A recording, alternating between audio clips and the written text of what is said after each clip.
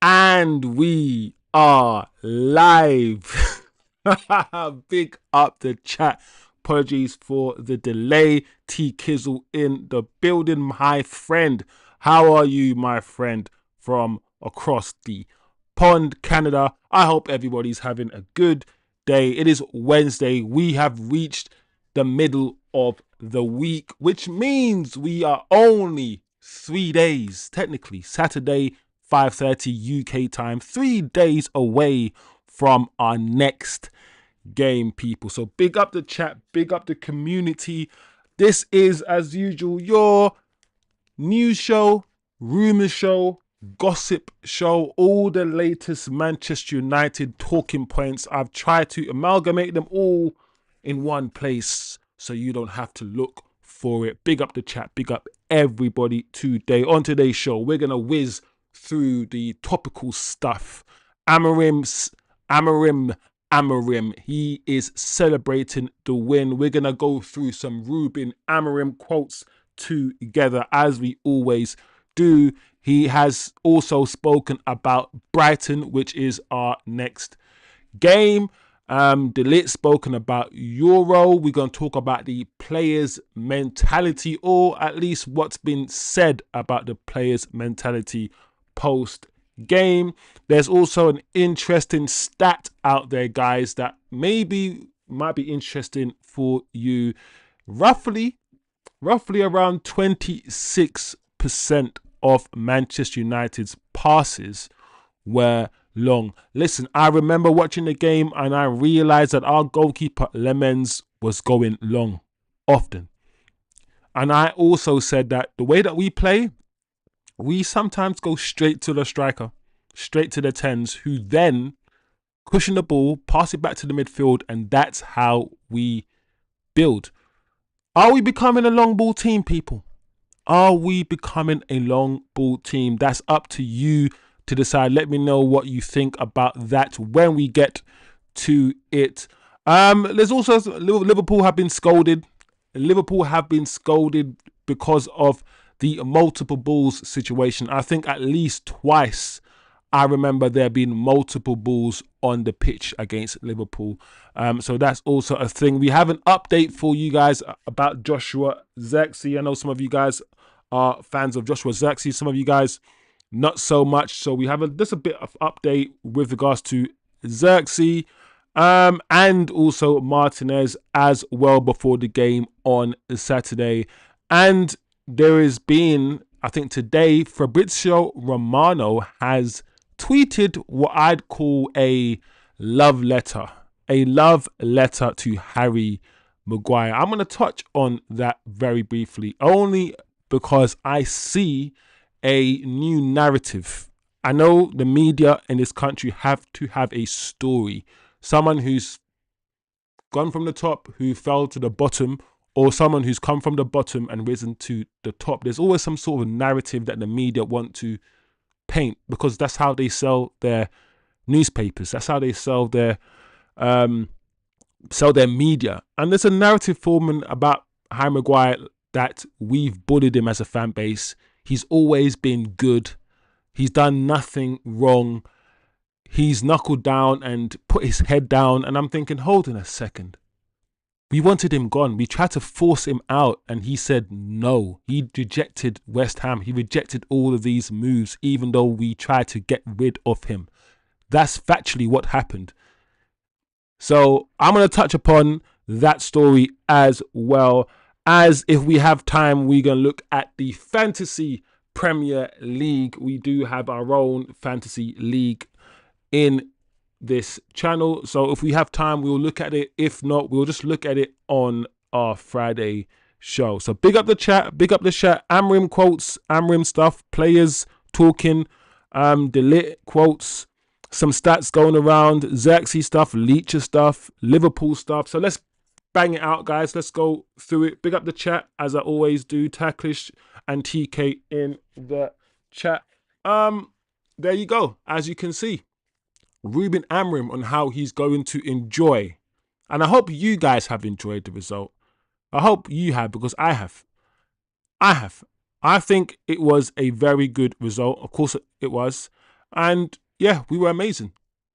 In the large parts we were. Defensively, we were. We took our chances. Rewatching the game, I can say that, do you know what? On a different day, Liverpool might even have taken something from that game. Cody Gakpo hit the post twice. He should have also scored his header. Mo Salah was at the far post and he also missed. If Liverpool took those chances, they win the game. So it's important to remember that what we saw against Liverpool, for me, the way that we played is not sustainable. Going long all the time, only having about 35% possession, it's not sustainable. It's not. And I also saw a stat that says that when United have more than 50% possession, we average 1 point or just under a point. No, yeah, just under a point. When we have less than 50% possession, i.e. when we don't actually have the ball as much, we average much more points. We're a counter-attacking team. We're a team that prefers not to have the ball so we can hit them on the break. That's what we are. And we must understand that as well. So big up the chat. Let's go through the stuff. What's Amorim saying? Amorim is talking about how he's going to enjoy Sundays. So I don't drink so much. I'm enjoying it like this. Just the feeling of seeing my players fighting and celebrating together. That can help us create a bond. That's the best thing in my life. I wouldn't go that far. I hope it isn't the best thing in your life. However, I will agree with the manager. I think we can all agree with the manager and say that beating Liverpool, who are not supposed to be, who are the champions at Anfield, something that we haven't done, I think, in about 10 years, is if this doesn't do anything to the team, if this doesn't build any kind of confidence within the players, if they were lacking confidence, if this just doesn't do anything, then I don't know. This must do something, right? Right? So it is what it is. Winning games, winning high-profile games in the manner that we did it should give us some kind of platform, I'd hope, to replicate it. I mean, question is, have you seen anything that can be replicated from game to game from the Liverpool game? And if not, at least surely confidence, the mentals, this stuff, at least. So that's what he was saying. What's TK saying in the chat? I've moved on from Liverpool game on to the next. Yeah, TK, I feel like this is Wednesday, and I feel like Wednesday we're at the sort of halfway point where we're just finishing off the Liverpool gas. That Liverpool gas, that helium is going away, and we now need to start thinking about the next game, which is, of course, Brighton. Brighton being a mid-table team will be a more difficult match in true United fashion, and that is where I definitely will agree with TK. Let's see. I said after the match that I haven't changed my position one single bit. From the team he's started, not starting Sesko, not starting our strongest team, being defensive, playing long balls, counter-attack football. Yes, we won the game, and against Liverpool, all we want to do is win the game. Let's be honest, but we now need to see something from the manager which is sustainable. We need to see that way of playing, that pattern of play, and we still haven't really seen that yet. He goes on to say the best win would be against Brighton, which is what TK said in the chat, because it's the next one. All right, okay, I can dig that logic. This one is in the past. People will forget. There you go, TK, vindicated. We have 1 week. You are going to talk about a lot of things, so it doesn't matter. Today, players can enjoy it. Tomorrow, we focus on Brighton. There you go, guys. There you go. On job, on business. Let's not celebrate for 3 days. We've got to train. We've got to focus. And our mind needs to be on the next game. I'm starting to think about the thing. I'm starting to think about how we play now. I'm starting to think about the fact that because we're only playing one game a week, we are treating every single game like a cup final. And therefore, patterns of play, ways of playing, I feel like it's going out the window. And because when you treat every game like a cup final, every game is a cup final. You're not worried about patterns of play. You're not worried about sustainability. All you want to do is just win the next game and win the next game. And I feel like there's an issue with that approach if you're trying to build or work on long-term sustainable football. If that makes sense. So just food for thought for myself, to be honest. Let's move on. So this is what De-ligt is saying. I like De-ligt. I've always said I like De-ligt. I think he is, along with Lenny Euro, our best defender, but probably our best defender. Just about. I'll probably give it to him over Lenny. I've been impressed with De-ligt. I feel like sometimes De-ligt gets unfair criticism, I think. He's our most complete defender. He can pass, he can run, he's more mobile than Maguire. He can pass decently, he can head the ball, he's strong. De-ligt is fine, absolutely fine. And he's spoken about Lenny Euro, and Lenny Euro hasn't started the last few games, which is quite interesting for me, how he started most games last season, Lenny Euro, but this season the manager is not picking him as much. I find that the manager has gone backwards with some of his selections. Lenny Euro's hasn't played last three games. Kobe Mainoo played a few times last year. He's not been playing this year. It's very interesting that the manager, I feel like he's going with the Maguires, the Luke Shaws, the same players that have failed us time and time again. The same players that now in the media we're trying to rewrite their story. He's playing these players, and he's supposed to be building for the future. So I'm not sure why we need to constantly see the old players rather than the new players that we're trying to build with. Anyway, De-ligt has come out and he said that Lenny Euro came on in the last 15 minutes. As a defender, to come on in the last minute is the most difficult thing to do. But how he did it is amazing. And that's probably what I want to touch on as well. One, I want to touch on the fact, guys, that are you concerned by how many times this manager makes tactical changes to his defense late on in games? Because you kind of need, I always say you can have not calamity. You can have a circus. You can have football played up front where, you can change your forward, change your left forward, change your right forward. You don't really need, you do need cohesion, of course you do, when you play as a striker. But I guess when you're reacting on impulse, as strikers do, you can be subbed off or subbed on in 10 minutes and score a goal. Whereas if you're a defender, cohesion is the most important thing. You need to understand your line. You need to understand the back line. You need to understand who you're marking, when to step up, when to step back. Coming on for the last 10 minutes as a defender or 15 minutes as a defender, I think is difficult.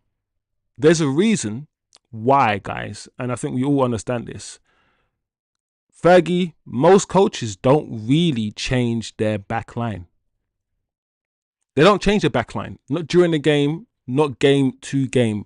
Your back line is probably the line that stays the same. Arsenal don't really change their back line.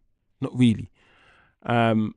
Cohesion, for me, is absolutely essential when you're defending. More actually essential for me when you're defending rather than when you're attacking. Because when you're attacking, you kind of want randomness. You need it. Otherwise, you'll be easy to defend against. When you're defending, you don't want randomness. You want absolute cohesion. Absolute. So I hear De-ligt 100%. It's harder to come on when you're defending, and it's a shame that over the last few games, Lenny Euro is only getting a few minutes here or there. But the season is supposed to be a long season, even though we are playing one game a week, guys. So let me know what you think about that. Let me know what you think about Lenny Euro, Maguire playing more games. Does it bother you? Does it matter? Let's move on. Let's move on, people. So this is Ruben Amorim talking about the players' mentality post game and kind of things that they did. So I thought it was quite interesting to know, to read about. He said that the players hit ice baths and saunas as soon as they returned to their training ground after beating Liverpool, which is quite normal. Quite normal, nothing out of the ordinary for me. The United squad arrived at their Carrington training complex at 9:30 p.m. on Sunday night, 5 hours after the kickoff at Anfield. Sometimes we forget that players are brought back to the training ground after games and then they drive home. And some players, after being brought back to the training ground, who knows? They want an ice bath. They want a sauna before they go home. They don't have no ice bath or sauna at their house. So, yeah, cool. Well-placed sources were struck by how reined in United's dressing room celebrations were after they ended their 10-game drought at Premier League champions Liverpool. I saw that. I saw the camera go into United changing room for a little bit, and they all high-fived Harry Maguire for a little bit. Well done. And then they sat and they were just chilled. Good. What are we doing here? Why should we celebrate like we've won the flipping Champions League? Do you know where we are as a football club? Do you understand what we've been as a football club? Yes, be happy that we won that game, but I'm glad that the players understand the assignment. The fans can get gassed all we want and think we're going to win the league. The players just know it's one game and they're on to the next one. So I'm glad that the players their celebrations were mooted. Is that a word? Mooted? I'm glad. So that's what it is. That is it. TK says until Real come in for him. CK, with regards to Lenny Euro, I just feel like, or at least I hope anyway, and it's only hope because we've seen it happen to other players and they haven't come back. But I just hope it's just this manager going through his Maguire kink. He's a kinky manager, right? He goes through kinks. And right now he's on his Maguire kink. He's bringing on Maguire. If Maguire doesn't start, he's coming on as a striker with 5 minutes to go to save us the game. Absolutely ridiculous. Or he'll start as the main defender because of his heading ability. Which I've said about Lenny Euro, one thing that Lenny Euro needs to improve on is his aggressiveness in the air. Lenny Euro is a Rio type of defender, right?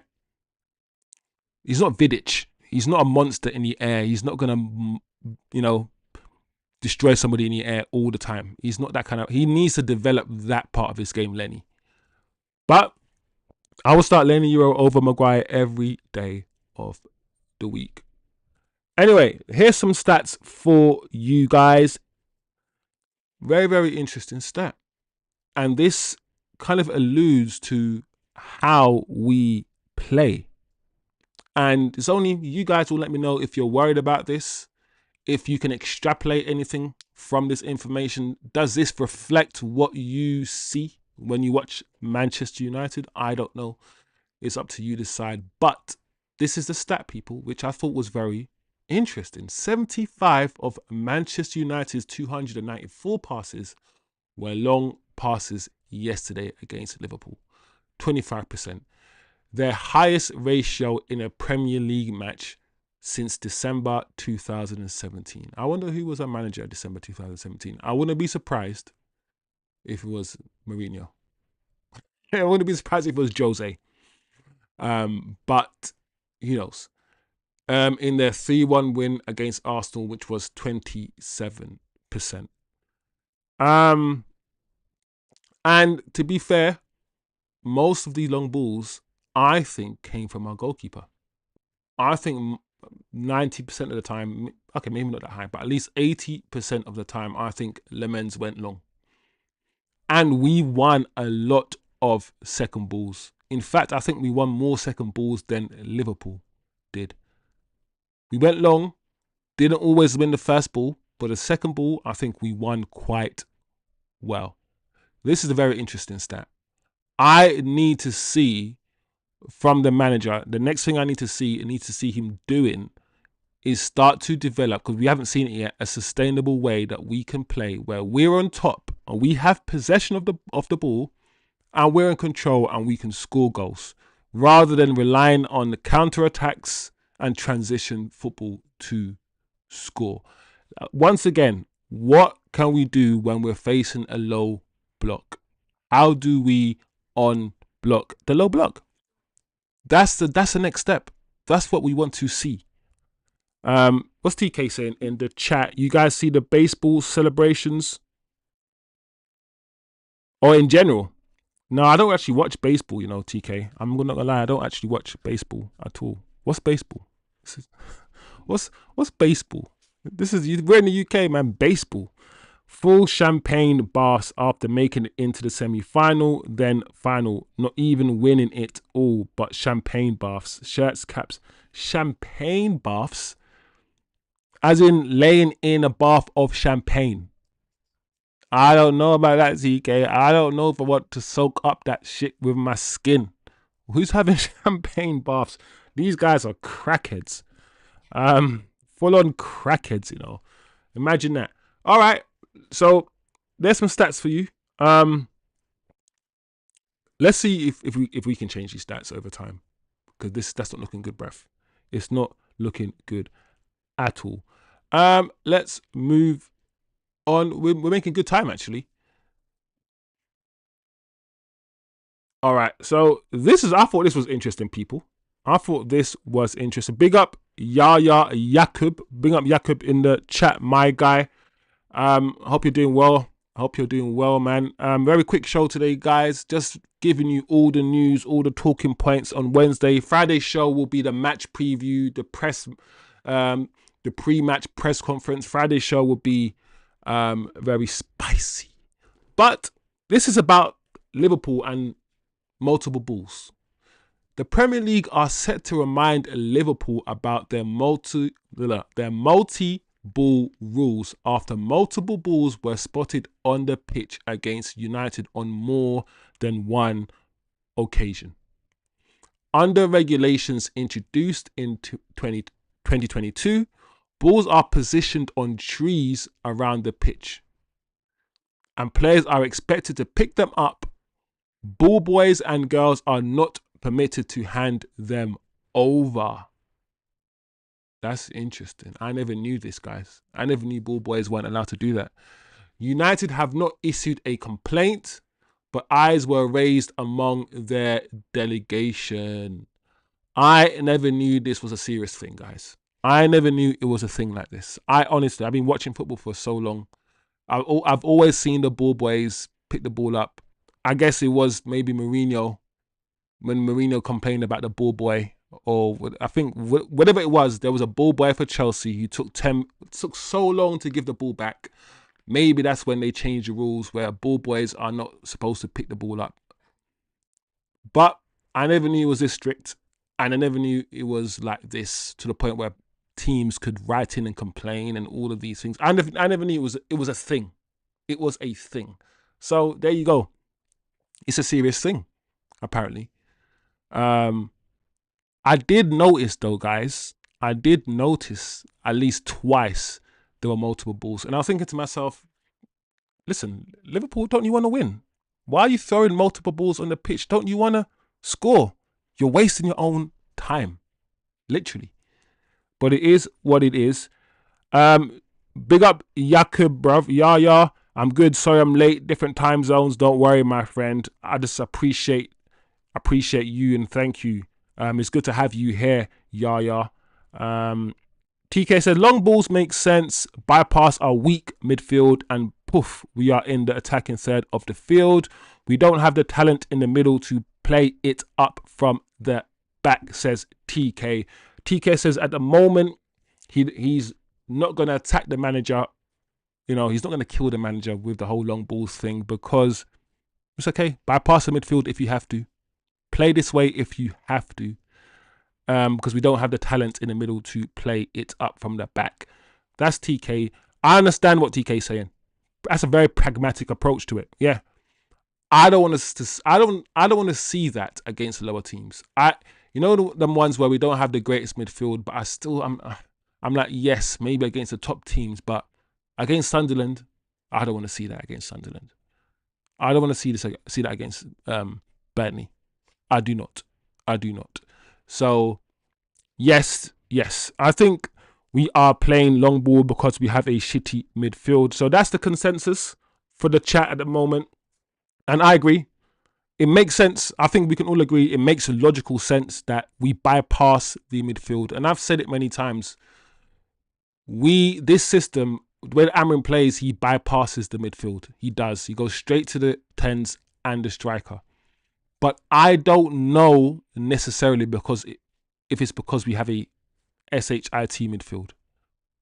I don't know, because I look at Sporting and the way Amorim played with Sporting, and I look at the fact that we have two in the midfield, and I'm like, I don't know if Baleba and Wharton, instead of Bruno and Casemiro, are going to make us play through the midfield, because I'm not sure, guys. I'm just not sure. Maybe I'm wrong, and I'm hoping I'm wrong. But I don't know whether you're saying it's a personnel thing, and that's why we're doing it. I hope it is. I hope it's not the manager and the system. Anyway, let's move on. Joshua Xerxes, my guy. It's always contradicting things I hear about Joshua Xerxes. The club always, though, the one thing that's not contradictory is the fact that the club says they love him. But then the manager doesn't pay him. So, saying one thing, but doing the other. Very, very interesting. Xerxes is working hard to get more game time and help the squad, says Fabrizio. While he has always been positive with his teammates and is a really appreciated figure in the dressing room. The more and more you read about Xerxes and all of these things coming out about him, he just sounds like a glorified mascot at this point. At this point, Xerxes just sounds like a glorified mascot. That's what we've taken the best striker in Italy, you know, Italian team of the year. Everyone is after him. We bought him and we've turned him into our mascot. I say best striker in Italy because that's what he was touted as. He isn't creating any problems. It's interesting, but you're creating a problem for him. This is where I have to be like, as fans, yeah, if Xerxes kicks up a fuss, yeah, we as fans, we'd be like, oh, why is he to sit down and work hard? Why are you kicking up a fuss? We are the worst. Xerxes right now has every right to kick up a fuss. Imagine going to work every day and being told, I guess it's a good thing.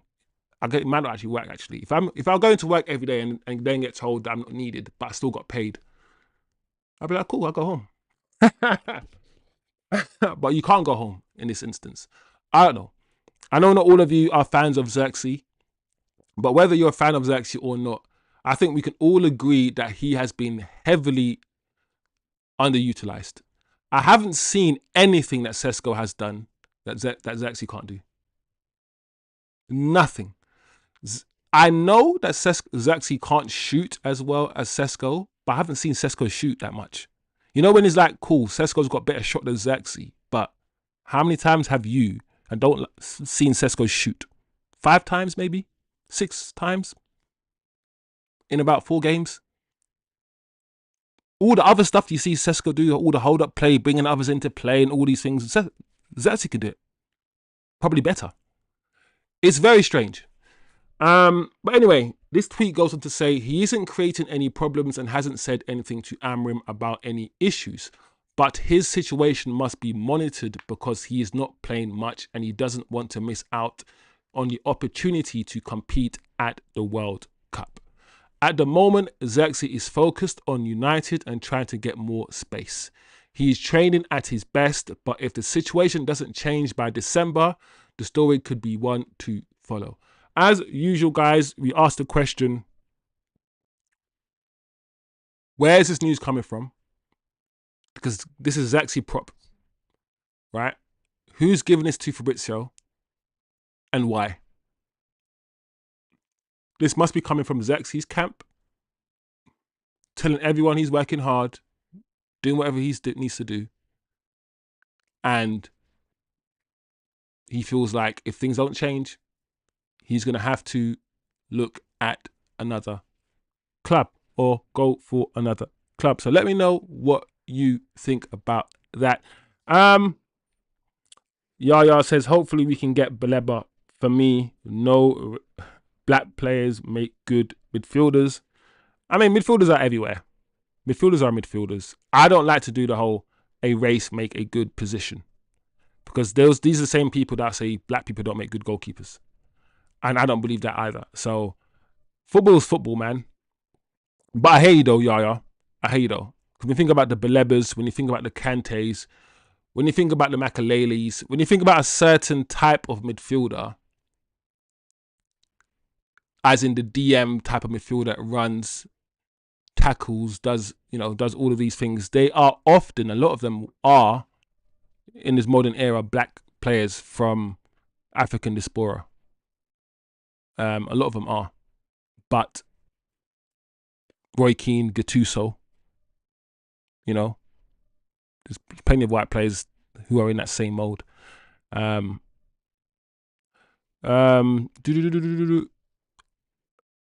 Yeah, cool. Here we go again. Water polo. TK is not a fan of.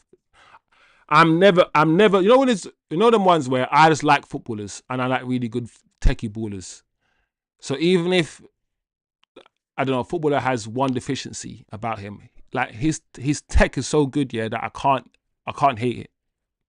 I love football and I'm a football purist. That when I see tech like Xerxes, I can't hate it. I can't. So I'm always going to be a fan of techie ballers, but ballers that can just control the ball, just ooze, just saucy ballers. I'm always going to be a fan of that because I only live once, and I'm not going to see like players like Xerxes. As much as people want to dislike him, for me, how many players are like Xerxes in the world right now? Not many. And because I know that, I'm like, when he's on the pitch, I'm going to treasure it.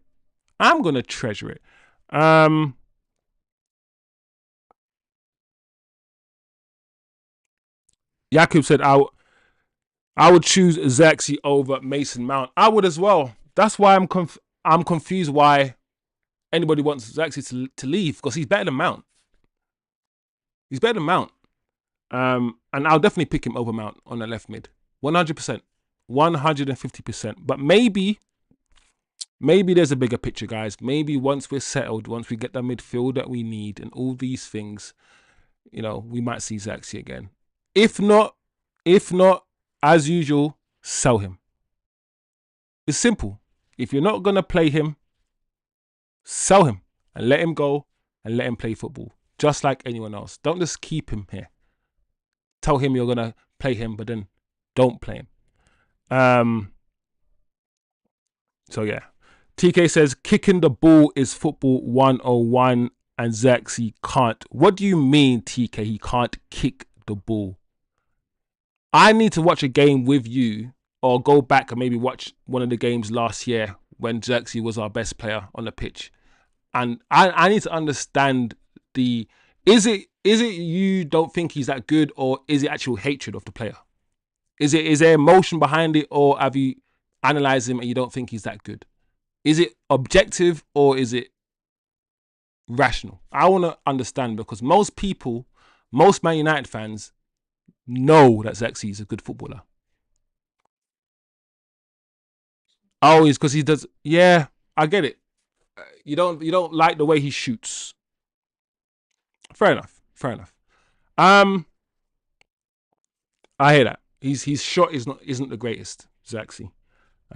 Which is true. But it is what it is. Martinez. If you are excited to see Martinez, which I kind of am now. I am, but I'm not, because I'm still scarred by some of the errors that he made when he did come back. But at the same time, when he's on form and when he's playing well, Martinez, he is good. So he looks like he's near his return. He's expected to join full training this week and to be integrated with the first team, or he was integrated last week. So I don't know, guys, maybe in the next few weeks, yeah, we might see Martinez. And Martinez only plays one position, and that's left centre back. So if he is fit, it means Shaw's on the bench. You'd think. So he's been injured for a while now, Martinez, for a long while. We do have concerns over his injury record. It's not his first injury. It's probably at least his fourth injury. And he has been injured for a long time. So I don't know, guys, if he's going to come back and shake off all of these injuries. I can see him coming back and getting injured again. Touch wood, I hope not. But I just don't know about Martinez anymore. I just don't know. Zaxi holds the ball perfectly, dribbles good, creates chances. TK says, I don't hate him. I really don't. He has skill. He's paid to score. If he wants to do inside foot pass shoot, put him in midfield. Oh, wait, he has no real speed. So where am I going with it? Okay. So it's more not how you see him as a footballer. It's more how you see him fitting in and his role at Manchester United. I get it. So I don't care about his role at Man United. I really don't. I look at him as a footballer. You know when there's always ones where his role at Man United is defined by the system we play and by the manager. I know that another manager with another system, because he played at Bologna and he was the best player in Italy, factually. So I know factually that a different manager with different mentality, different way of playing, all these things will come in, play with a false nine, like Zaxi is a false nine, and have two players helping him. I know that can happen. I've seen it. So I hear you. In the system that we play, he doesn't have certain attributes that you want. But for me, as a footballer, he's my kind of footballer. He's my kind of footballer. That's what I'm saying. Just like Kobe, him and Kobe are similar in the sense that if you can't create a system for these guys, then I don't know. I think it's a you problem more than it's a Zaxi or Kobe problem. But that's just me. I haven't bought into the manager as much or his system. So when I hear that he doesn't offer this and offer that, I'm like, cool, play him as a false nine. Let him Bumo shoot and score goals. That's what I think. But opinions. Either way, guys, sell him. If you're not going to play him, like I said, just sell Zaxi. Sell him. Get rid of him. I'd rather have one of my favourite ballers not be here and playing football elsewhere so we can move on than have him in some sort of limbo. You know what I'm trying to say? Like if it was Ahmad, I'd be like, man, I'll be disappointed. I'd be like, I don't get to see Ahmad play football. Sell him. Don't have him here, limbo. You know, I think the only two players that I'm like this with probably right now are Ahmad and Zaxi. I think I am biased for those players. Like I'm going to let you know that I'm biased towards Zaxi and Ahmad. I'll be real. I am biased for them, towards them. I like those two players. I think it's good to say your biases so people know your blind spots. You know, those two are my blind spots. And let's move on. This is interesting.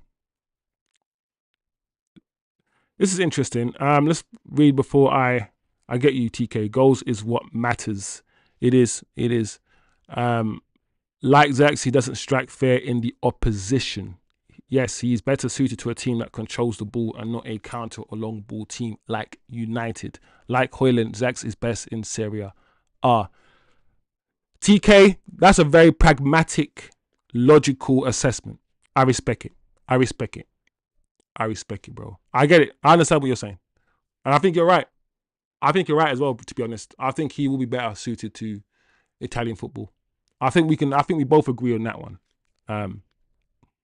Yeah, I think we can both agree on that one. This is going to be interesting to you guys. Fabrizio Romano on Harry Maguire. I've read some of it.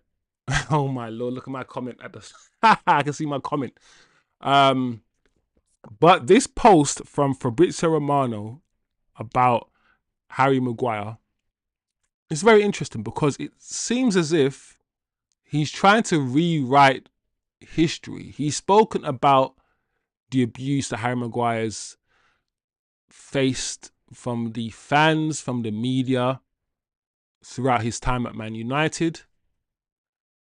And how he's put his head down, if he's able to work hard now, he's changed, all of these things, right? And I'm thinking, hold on a second. Why is Fabrizio Romano doing this? Like, just a few days after his late goal at Anfield, becoming Man United's unexpected hero once again, Harry's story from these years keeps going round in my mind. And that's Fabrizio Romano saying. And it's very, very long piece. I wouldn't encourage anyone to read it. I mean, go and read it if you can. But I don't know, guys. Is it possible for us to not be happy that Harry Maguire scored a goal without having to rewrite Harry Maguire's time at Man United? That's all I'm saying. Can Harry Maguire score a goal? We be happy that he scored a goal, praise him for scoring the goal without having to do the whole, why did we want to sell him for? I can't believe you wanted to sell him. I can't believe people were saying that he was rubbish 4 years ago.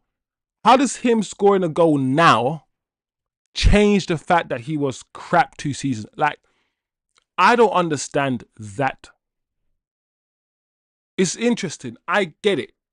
This has been fed to Fabrizio by Harry Maguire's team to boost his image, to do all the things he needs to do because he's going to get a new contract, right?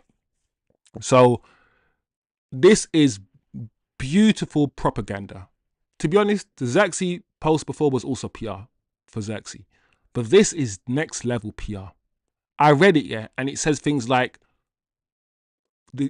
we abused him and all these things. I'm like, hold on a second. Hold on a second. We all sat here and watched this man try to, Ole Gunnar Solskjaer and everyone who came after him, try to play a high line with this guy, and we saw him time and time again get turned, get moved to, get outrun, get made to look silly, fall over, score own goals. We saw how calamitous he was for about at least 2 years, right? We all saw it. We all tried to sell him. Man United tried to sell him for the last 2 years. We've been trying to sell him. He's not mobile enough. He's called the fridge because he's immobile. He's not the most mobile defender. And we've all said that Harry Maguire is best when he's in a defensive 5, defensive 3. Because he has pace around him to help him. We've all said this. So I do not want no revisionism when it comes to Harry Maguire. If he's playing well now, let's say and admit that he's playing well now. Give him his props. Harry, you are playing well. You're starting games. I'm not going to do how you're playing well and you've always played well. Sorry for criticizing you. When you were out in Greece saying, I'm Man United captain. You can't do anything to me. I'm Man United's captain. When you do all that stuff in Greece, you should have done it. I'm sorry for criticizing you. When you letting all those goals in and falling over, and when we can't play with a high line because you're not quick enough. I'm sorry for criticizing. No, let's not do that. Let's not rewrite the history. His time here has been inconsistent. He's had some good games, a lot of bad games. Yeah. If we're gonna give him a new contract, I'd rather not. But if we are, don't give him 190 grand a week. Don't do it. Don't do it. That's all I'm saying. That's all I'm saying. He deserved the criticism that he got when he got it. Under Harry Maguire, in our defence, we have seen our worst finishes in the Premier League.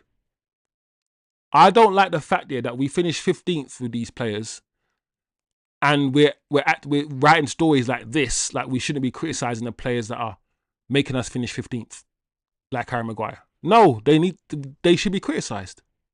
So that's just my thing. I felt like I just had to get it off my chest because I'm seeing too much PR, too much revisionism when it comes to Harry Maguire. Like, I don't understand why we can't admit when someone's playing well now, and that's it. Why we have to be like, they're playing well now, so let's go back in time and rewrite history and make it out like they have always been playing well and we've abused them. No. No, no, no, no. TK says, Maguire is like old clothes that come back into style. You fall in love with them to only realise how hideous you looked. You know, you're right. You're right, TK. That's how I feel at the moment. It's like, you feel like in love with them, and then you look, then 5 years later, you go back into your drawer, your closet, and you're like, do you know what? That looks all right now. I think I can rock that now. It's come back into fashion, and you wear it again, and after a couple of weeks, you're like, no. That's what Harry Maguire is. Harry Maguire, listen, praise him when he does well. Let's not rewrite history. That is literally my point, and that's all I'm going to say. Let me know what you guys think. If you've read it, let me know. If you haven't read it, I mean, you can read it. You can read it, but I've given you the gist of it. It's about him changing people's minds, putting his head down and working hard. And I'm thinking, putting his head down? I mean, we were trying to sell him for like 2 years. And the only reason why he's still here is because he rejected West Ham, Newcastle, and all of these other teams. We just couldn't agree on a fee. He was supposed to go with Scott McTominay. Yeah, so let's not, we were trying to force him out. If anyone else, we were trying to force out. Imagine the bomb squad, trying to force the bomb squad out, and Sancho or someone else came out and said, I'm going to stay, I'm going to fight for my place. We would have got angry. But when Maguire does it, we see it as, he's put his head down, he's fighting for his place. No.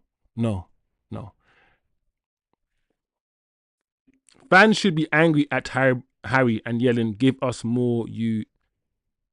Instead, they are giving him sainthood. Yeah, that's a picture I'm trying to paint, TK. How if another player had done what Harry did and rejected all of these offers and then said, I want to stay here, and then buckle down, and then to the point where we can't get another defender because he's taken up a space, to the point where he's been thrown on to play up front over the likes of Sesko and Xerxes. Like, anyone else doing that, we would have been angry. But they've managed to change the narrative and switch it up in a way where we have to, they're trying to tell us to celebrate it. Trying to tell me to celebrate it.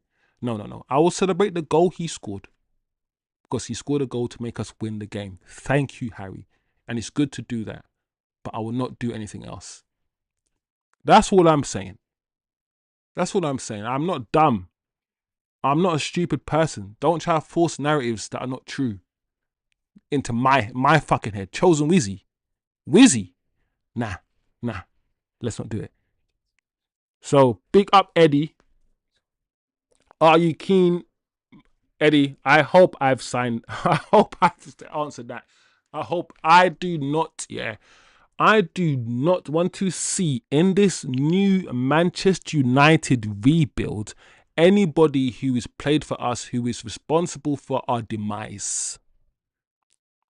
Harry Maguire is one of the people responsible for our demise. He was heart and soul of our defense for the last 4 years as we demised.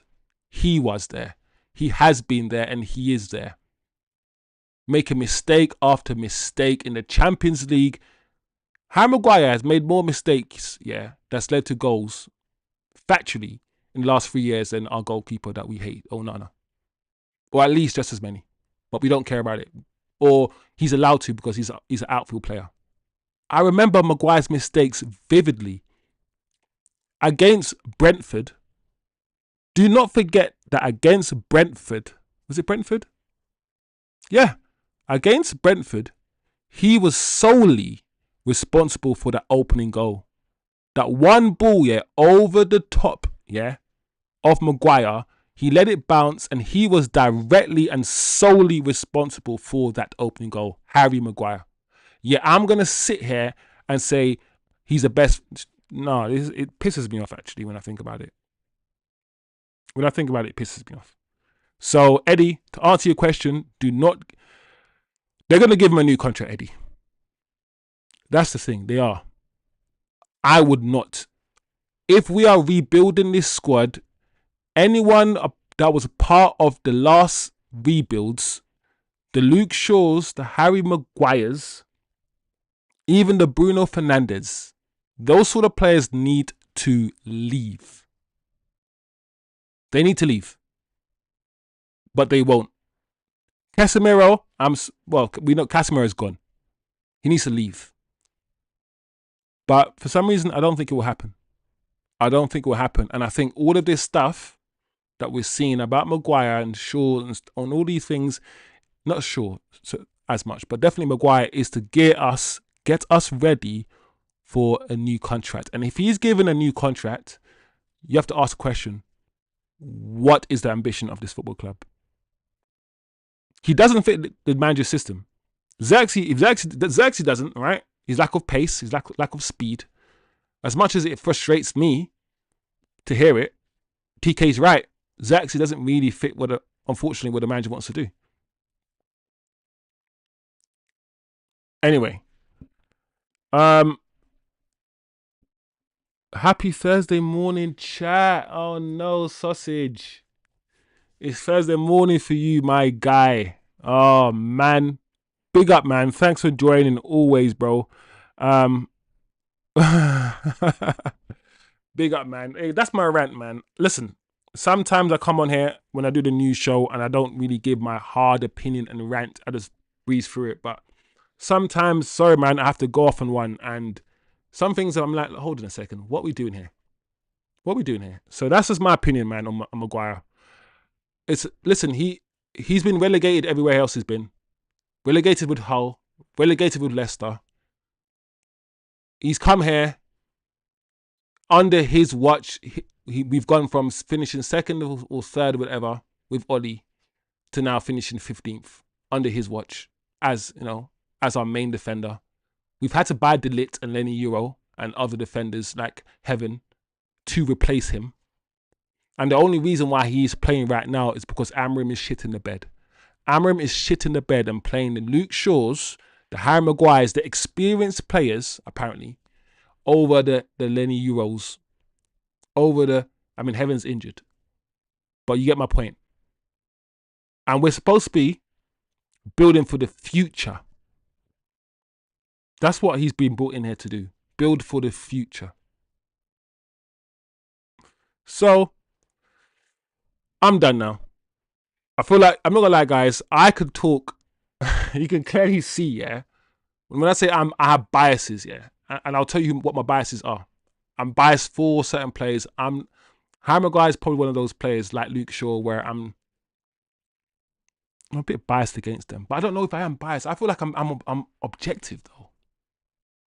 I say the word biased, but maybe it is. I don't know. Maybe I need to work on myself and make sure that when I'm criticizing these people, it's just objective and it's not me being emotional. I don't know. Guys. It is what it is.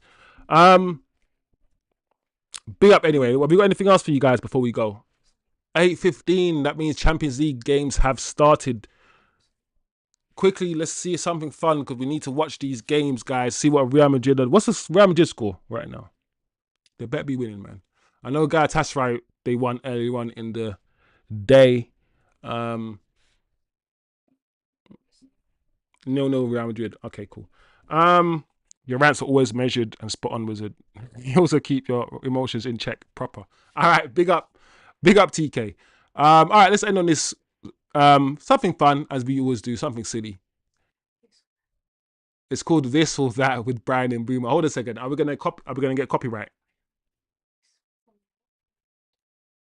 Because with this channel, I don't know the rules yet, man. But every time I do something like this, I'm always getting a copyright. They won't push my videos after the live is ended ever, because I'm always playing something that gets hit by copyright. But can we play it? Let's play it. Fuck it. Let's play it, mate. Come on, mate. Fuck it. Know what I mean? Bins. Know what I mean? Volley, top bins, or bottom corner? Top bins. Volley, Good or answer. volley? Volley. Volley, come on, man. Curler. I prefer curve, but Yeah. I like knuckleballs. I don't like knuckleball, man. Dead knuckleball. First time finish. First time finish. First time finish. I knew it. That's him. Nutmeg the keeper, or like sit him down, go round him. Sit down. Go around him. Yeah. Or lofted chip. Driven pass. Driven past, man. Yeah. Or post. None of them. None of them. Straight in. Goal or assist? Goal. Goal.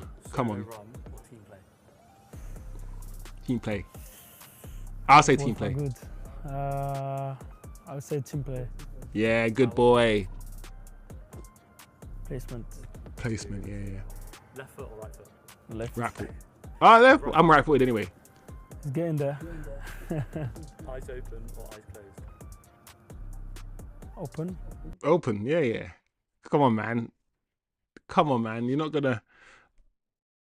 That's quite interesting, actually. They should do that for every player for Man United. I'll be very interested to see what their response would be. That's a very interesting. It was quite fun as well. Well done. Anyway, big up the chat. Quick show today. I think we did 1 hour, which is good because we usually do an hour and a half. Enjoy your Champions League watches. Let me know who you're watching. I'll probably be watching Liverpool. Maybe, I guess. Why is the Afro guy getting attacked by a fan in the stadium? Who? Why are they doing that? It's such a strange thing. Why are they getting angry? Why is he angry? I don't understand. Well, what is this guy doing, yeah, that's making him angry? All he's doing is growing his hair until Man United, win 5 games in a row or something? And all the money he's getting is getting donated to charity. So what's making anybody angry at this little kid? TK said every player should do that. Luke Shaw, pork or dessert? Both. Not even flipping dinner or dessert, pork or dessert, That's funny. Anyway, guys, big up the chat. TK, Sausage, Turkish, Eddie as well.